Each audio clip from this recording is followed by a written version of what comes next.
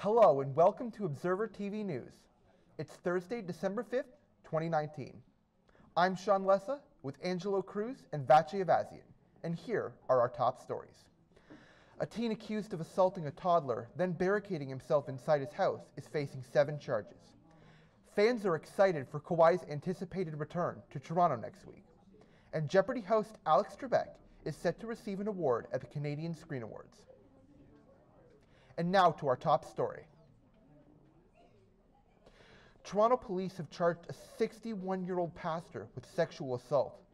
Police have said he sexually assaulted an 11-year-old girl he was tutoring and was arrested last week. Police are concerned there may be more victims. They charged Ki-Jin Kim with 4 sex-related offenses. Kim was a Sunday school volunteer at Young Nak Church from 1998 to 2001. He also worked as an associate pastor for Man Min Presbyterian Church in 2004. Kim is scheduled to appear in court on January 9. High school is back in session. Ontario secondary school teachers have returned to class after a single-day strike. Around 40,000 high school teachers and 20,000 support staff cut class yesterday and protested outside schools across Ontario. A standstill in contract talks with the Ford government is what drove the walkouts.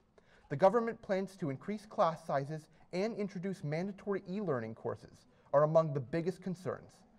The union that represents high school teachers, the OSSTF, says that yesterday's walkout could be the first of many if contract talks don't progress. Education Minister Stephen Leca says the strike was unacceptable and urges the union to talk in private mediation. The property tax bill for Toronto homes will likely be going up next year. City Council still has to approve the increase, but it is expected to go through. Mayor John Tory's office says the tax will cost the average homeowner an extra $43 per year. The extra money is to help pay for public transit repairs and more affordable housing. And now over to Angelo with more local news. Thanks, Sean. Tuesday's fire on the TTC's subway tracks near Dundas West Station has sparked concern for single-operator trains. The fire, which caused subway riders to evacuate the train cars and walk through the subway tunnels, has the city's union debating if there should be more than one trained employee on board. With this incident, the TTC's plans to eliminate subway guards has surely taken a step back. Former Toronto Police Sergeant Christopher Hurd has been sentenced to 5 months in prison after sexually assaulting 2 young women in a police cruiser. Both victims, whose identities will remain covered, didn't know each other prior to the incident and provided almost identical accounts of what happened. A month prior to the sentencing, Hurd resigned from the Toronto Police and wants to get on with his life and serve his penal sentence, according to his lawyer. Police have arrested and charged a suspect in the Sherway Gardens jewelry heist from last month. The suspect and 3 still unidentified burglars broke into the Hudson Bay department store at 4:30 in the morning, stealing from the jewelry display cases and then escaping in a Volkswagen Jetta. As an investigation of the crime continues, police ask that anyone with information about the 3 other thieves contact them or report anonymously through Crime Stoppers. 53-year-old Michael Wynn stands charged with 8 charges in connection with the robbery. With more local news, here's Vatche. Thanks, Angelo. Police have made a second arrest in Scarborough after a hit-and-run left 2 women and a toddler with serious injuries. Police confirmed this morning that 34-year-old Derek D'Souza had been taken into custody in connection with the incident. Just last week, police arrested 40-year-old Jeremiah Cook, who is believed to be the passenger in the SUV. Police say that the women were pushing the toddler in a stroller near Ellesmere Road and Pharmacy Avenue on October 13 when they were struck by a Dodge Journey SUV. D'Souza is facing 9 charges, including dangerous operation of a vehicle and failure to stop at the scene of an accident causing bodily harm.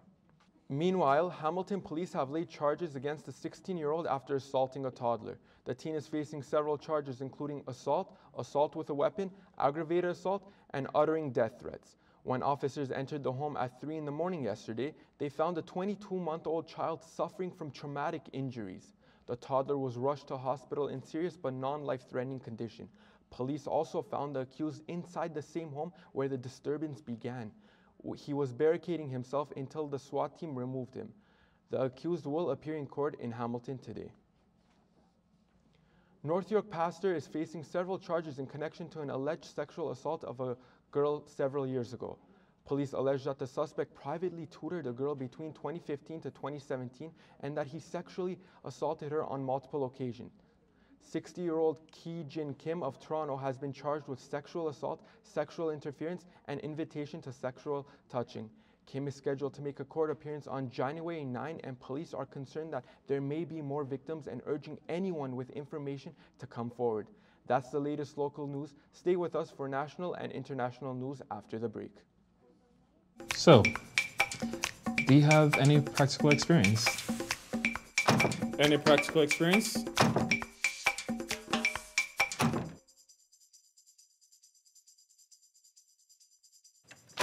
Any practical experience? Yeah, I went to Centennial. 5, 4, 3, 2. Doesn't everybody?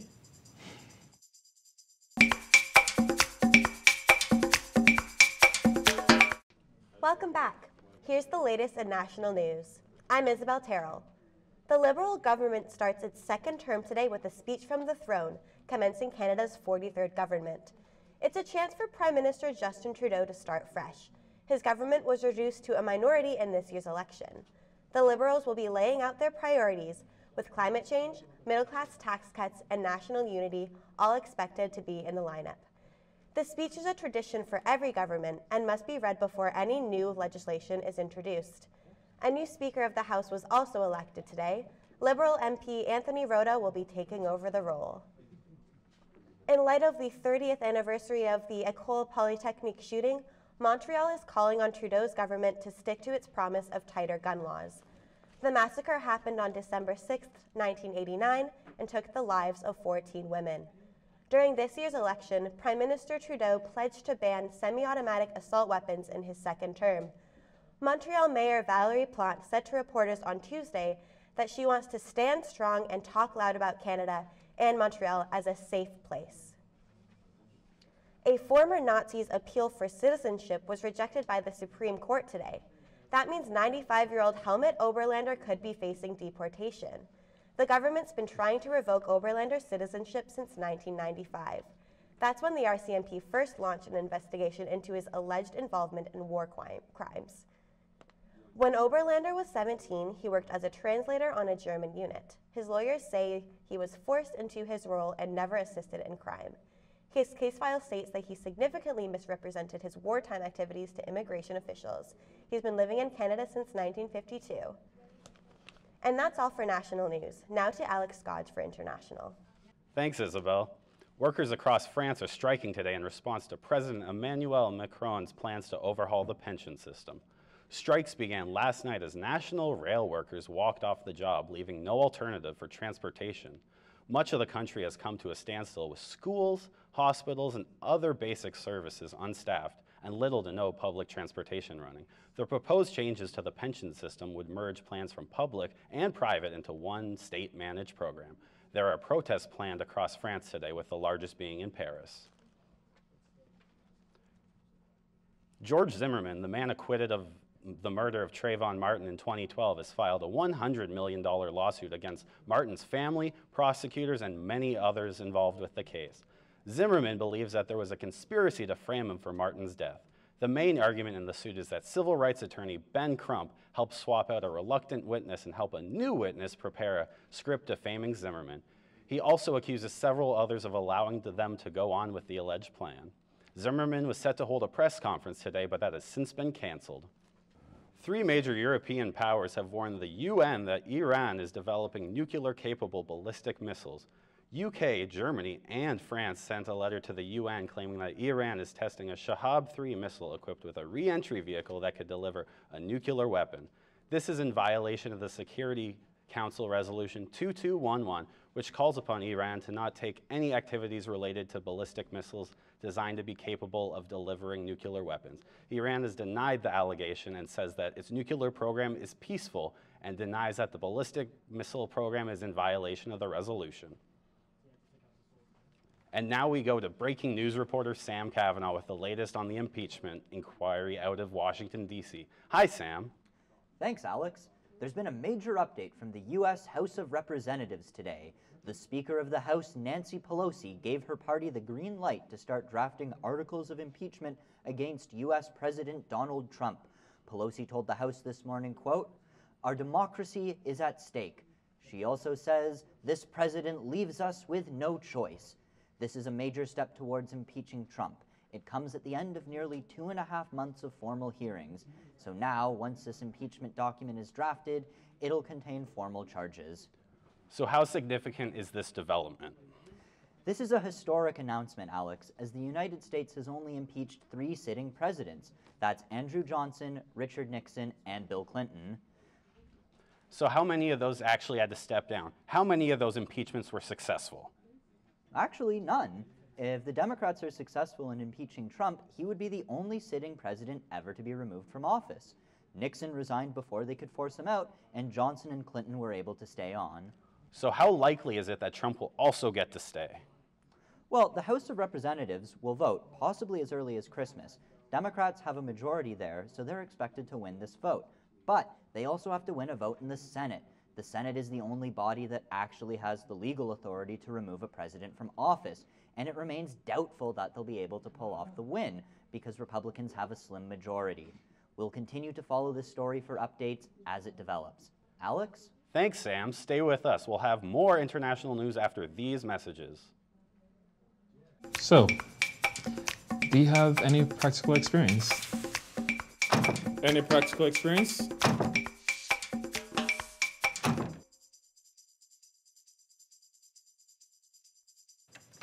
Any practical experience? Yeah, I went to Centennial. 5, 4, 3, 2. Doesn't everybody?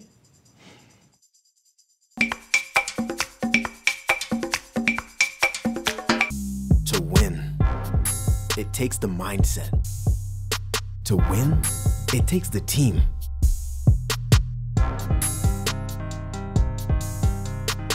When greatness comes knocking, who's gonna help you win? Welcome back. The Raptors play Houston Rockets tonight at 7:30 in Scotiabank Arena. Norman Powell had a strong game against the Miami Heat last game. He scored 23 points. He was the only high scorer that game for the Raptors. The Raptors are trying to get back on track behind Norman's strong play as of late. You can watch the game on TSN4 or listen on Sportsnet 590 The Fan. Fans are eager for Kawhi Leonard's return to Toronto next week. Kawhi Leonard will be going against his former partner in crime, Kyle Lowry. Kawhi Leonard is expected to have a standing ovation during his return, at least according to fans. The game is next Wednesday in Toronto.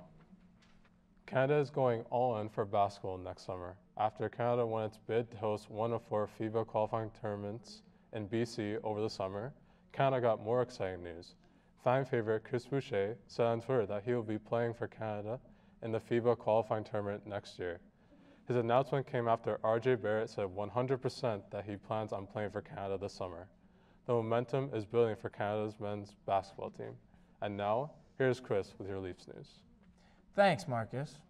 The Toronto Maple Leafs continued their poor form last night after losing 3-1 to the Colorado Avalanche at Scotiabank Arena. This defeat comes just one day after they were picked apart in a 6-1 loss to the Philadelphia Flyers. For the first time since his hiring in late November, questions were being asked about new head coach Sheldon Keefe. Key players such as Austin Matthews have failed to perform in recent weeks, with only 2 points in his last 5 games. Fans have been left visibly frustrated. The Leafs have struggled without star man Mitch Marner, and they will be hoping that the lethal forward will be ready for the crucial game in St. Louis in 2 days' time. Over to Europe for updates on the latest soccer news after Manchester United pulled off a stunning victory against Tottenham Hotspur. They welcomed back former boss Jose Mourinho to Old Trafford. The win came as a surprise to many following United's recent struggles in the Premier League and Tottenham's resurgence in the last 3 games under Mourinho's guidance. United were led by an electric performance from Marcus Rashford. The Manchester-born striker scored twice and remained a huge threat to the Tottenham defense all throughout the game. This result had a huge impact on the league table, with both teams headed into a hectic Christmas period with plenty of games. And United will be hoping that this will boost their hopes of securing a Champions League spot for the upcoming season. And another game week brings another week of controversy in Italian soccer as racism continues to rear its ugly head in the beautiful game. Clubs and players are outraged after news outlet Corriere dello Sport featured a shocking headline on the front page of their paper that read, Black Friday. It was referring to two black players that were set to face off this weekend in Serie A action. The cover displayed a picture of Inter Milan's Romelu Lukaku and AS Roma's Chris Smalling in an attempt to draw attention to the big match this Friday in Milan. Despite many outcries, the news outlet is standing by its choice. The paper is insisting that the headline was not meant to offend, but was instead trying to address the issue of racism in a unique way, regardless of how it was received. That's it for sports. Stay with us for lifestyle and later, entertainment. Nova Scotia is the first province to make it illegal to sell any flavored e-cigarettes and vape juices. Health officials claim in recent studies that within Canada and the U.S., there is an increase in the number of people showing up in the hospital with vaping-related illnesses. Health Minister Randy DeLaury said in a news release that the province has worked hard to become a smoke-free culture and does not want to lose their ground as the number of people who are vaping continues to grow. The province conducted a survey that revealed 95% of young people who vape like flavored juices best, and nearly half said they would most likely quit if the flavored juices were banned. Nova Scotia plans to release a campaign for public education in the new year. There has been a recall on President's Choice brand coleslaw due to possible salmonella contamination, according to Loblaws. The recall was activated by Canadian Food Inspection Agency test results. The agency staff has conducted a food safety investigation. This may lead to a recall on other products. The recalled coleslaw was distributed in many provinces such as Alberta, British Columbia, Manitoba, Ontario, and Saskatchewan. The agency advises consumers that food contaminated with salmonella may not look or smell spoiled, but can still make you sick. Pregnant women, young children, and elderly are more likely to contract deadly infections due to their weakened immune systems. There have been no reported illnesses associated with the consumption of the recalled product.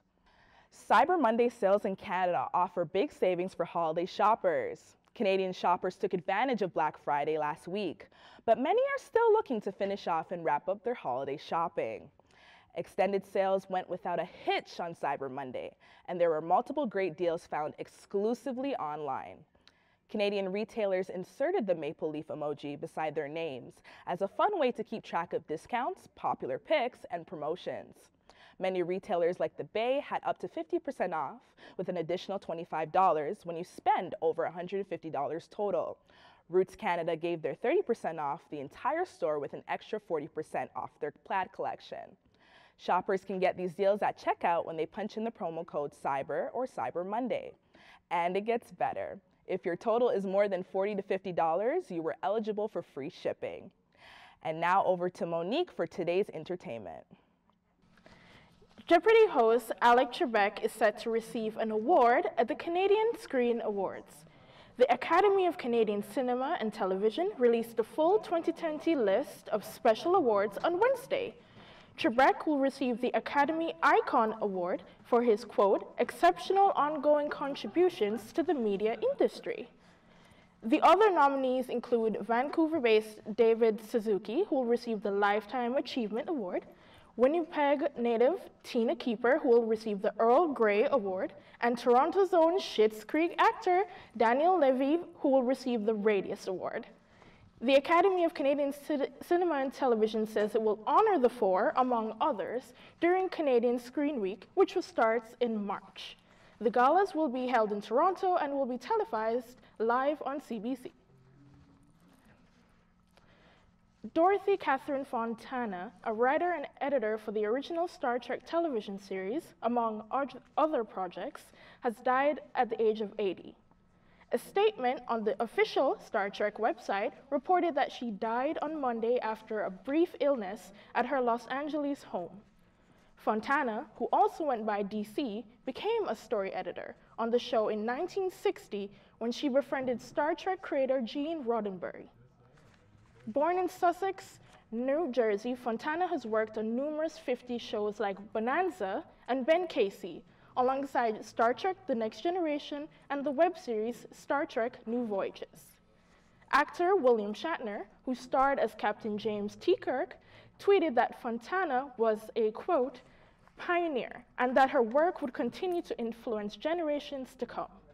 Fontana is survived by her husband, Oscar-winning visual effects cinematographer Dennis Skotek, and her family wishes for memorial donations to go towards the Humane Society, the American Film Institute, or the Best Friends Animal Society.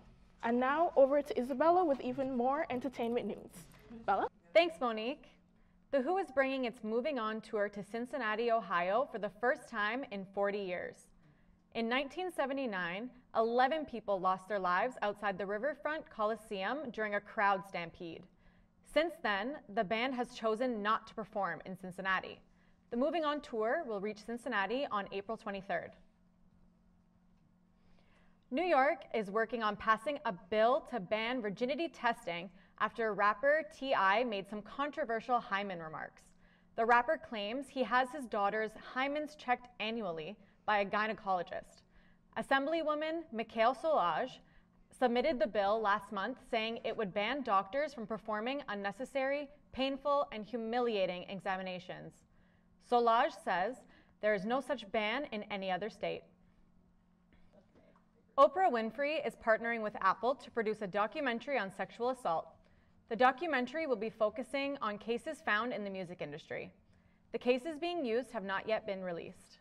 The documentary is set to launch on Apple TV sometime in 2020. We've got more entertainment news and your local weather forecast coming up next. To win, it takes the mindset. To win, it takes the team.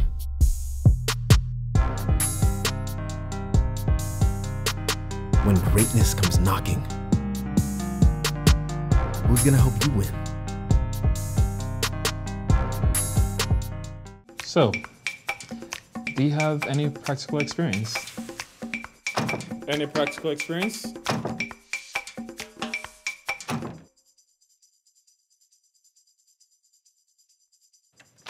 Any practical experience? Yeah, I went to Centennial.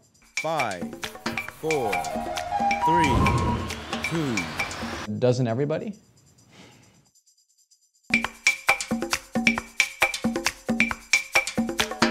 Welcome back, and hi everyone.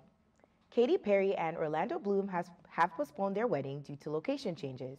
The two were set to get married this month, but they wanted to make sure the locations were right. A source close to the couple tells Us Weekly they've changed the type of wedding they want to have. The source adds they want to have a local wedding party, and they also want to have a destination wedding party. Also, be sure to check Katy out as she has released a new holiday song and video called Cozy Little Christmas. People magazine have created 4 different covers for its People of the Year issue. Jennifer Aniston, Taylor Swift, Jennifer Lopez, and Michelle Obama are named the most impactful people of the year as we close in on the decade. Editor-in-chief Dan Wakeford wrote that he wasn't surprised it was an all-female foursome. Dan said this year has been dominated by strong women. Yesterday, Jennifer Lopez made an Instagram post thanking people for featuring her and saying the message of the year is, "We are limitless." The magazine is set to hit stands tomorrow. NBC is conducting further investigation into America's Got Talent. The investigation comes after actress Gabrielle Union was fired from the show for making comments about the workplace being toxic culture. On Tuesday, Union wrote on Twitter she had a meeting with NBC that lasted for 5 hours. Union says she feels the meeting was productive and she has desire and hope for real change. According to the spokesperson for NBC, they want to get a deeper understanding of facts and come to a positive resolution. And that's all from the entertainment world. Now here's your local forecast with Taylor Thompson. Thanks, Allison, and here's your weather. There are currently clear skies and a high of 1 degree at our Toronto studio. It's beginning to look a lot like Christmas. Toronto residents woke up to fresh snow on the ground this morning, and that snow is going to keep on coming, with flurries continuing until about Friday afternoon. Low temperatures will drop down to about -6. But don't break out your winter parkas just yet because we're going to see that sun come back out this weekend and that warm weather will stay for a while. Temperatures will hit a high of 6 degrees on Sunday, so it's the perfect excuse to get outside and enjoy some of these events this weekend before the cold is here for good. As you know, Toronto's annual Christmas market is up and running in the Distillery District. Always lots of fun, good food, and a great way to get into the holiday spirit. Take advantage of that good weather and get out there with friends or family this weekend because by Monday, we're going to be back to that gray weather and we're actually going to get some rain. Temperatures will still be at a high of 7 degrees, dropping to 5 on Tuesday. Still going to be seeing that rain, so build your snowmen while you can because it looks like Frosty might not be here for long. Wednesday, we'll be dropping back down to -4, but that sun is still poking out, so we can look forward to a little warmth. And that's my weather report. Back to you, Allison.